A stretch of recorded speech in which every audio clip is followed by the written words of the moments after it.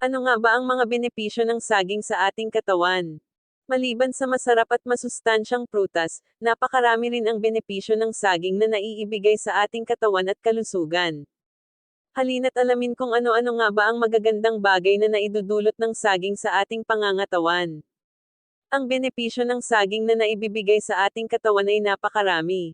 Maliban sa vitamins at minerals na taglay nito ay mahusay din itong panggamot sa ibang mga karamdaman. Mayroon itong iba't ibang uri ang saging na matatagpuan sa bansa, katulad na lamang ng Lakatan, Latin din, Saba, Senador Orita, Cavendish, Lagkitan, Bulkan, Morado, Anabanico, Bangulan, Utungan, at Tingdok. Ang pagkakaiba-iba ng mga saging ay nakikita at napag-aalam base sa kanilang itsura, kulay, laki, hugis, at texture. Maaari itong kainin ng hilaw, pero ang iba ay ginagamitan ito ng iba't ibang klase ng luto upang mas nakakaayang pagkain. Subalit sa lahat ng nabanggit na saging ang saba at lakatan ang pinakakilala sa lahat. Dahil sa halos lahat ng pamilihan, ito ang laging nakatinda. Madalas itong hanapin ng mga mamimili dahil sa taglay na benepisyo ng saging na saba na makakatulong sa ating mga katawan. Narito ang mga benepisyo ng saging na naibibigay sa ating katawan. Isa, ang saging ay maraming taglay na nutrients. Ang saging ay kilalang good source ng fiber at antioxidants. Siksik din ito ng vitamins at minerals na kailangan ng katawan. Ang isang medium-sized banana o 118 grams na saging ay nagtataglay ng sumusunod. Potassium, 9% ng RDI, recommended daily intake. Vitamin B 33 minuto pasado alas 6% ng RDI. Vitamin C, 11% ng RDI. Magnesium, 8% ng RDI. Copper, 10% ng RDI. Manganese, 14% ng RDI. Net carbs, 24 grams. Fiber, 3.1 grams. Protein, 1.3 grams. Fat, 0.4 grams. Nagtataglay din ito ng 105 calories at binubuo ng tubig at carbs. 2. Tumutulong itong mag-moderate ng blood sugar levels. Ang hinog na saging ay mayaman sa isang uri ng fiber na kung tawagin ay pectin. Samantalang ang mga hilaw na saging naman ay nagtataglay ng resistant starch na umaaktong soluble fiber.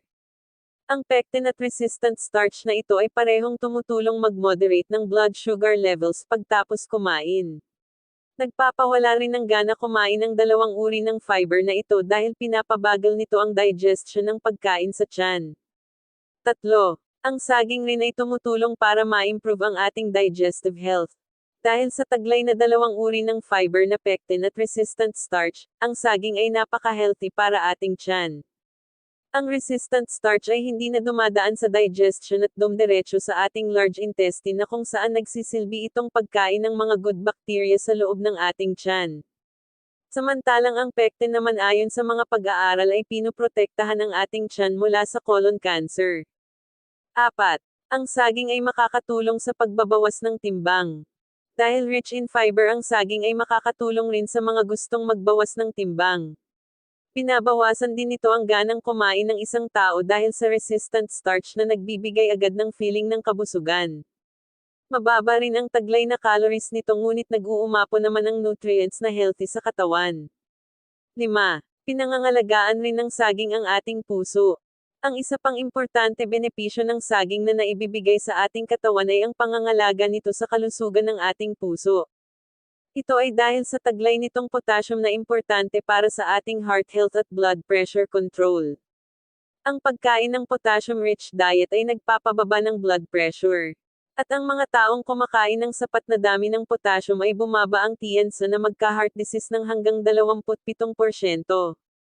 Mayroon din itong taglay na magnesium na importante rin para sa ating puso. 6. Nagtataglay rin ang saging ng powerful antioxidants. Ang saging ay nagtataglay ng maraming uri ng potent antioxidants kabilang na ang dopamine at catechins. Isa pang benepisyo ng saging sa pamamagitan ng antioxidants na ito ay ang pagbabawas ng tiyansa ng pagkakaroon ng degenerative illness at heart disease. Pinoproteksyonan rin nito ang katawan laban sa damage na naidudulot ng mga free radicals. 7. Ang mga hilaw na saging ay nakakatulong i-improve ang insulin sensitivity ng katawan.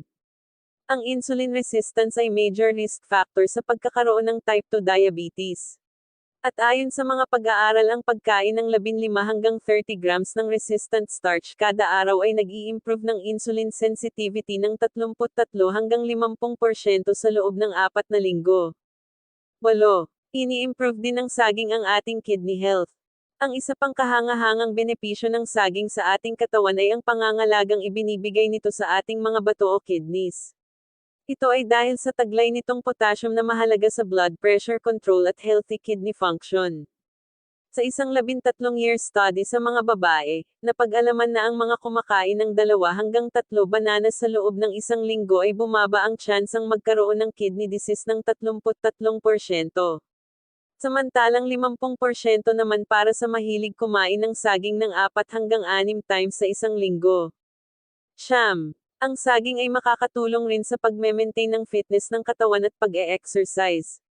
Dahil sa mineral content nito at easily digested carbs, ang saging ay itinuturing rin na perfect food para sa mga athletes.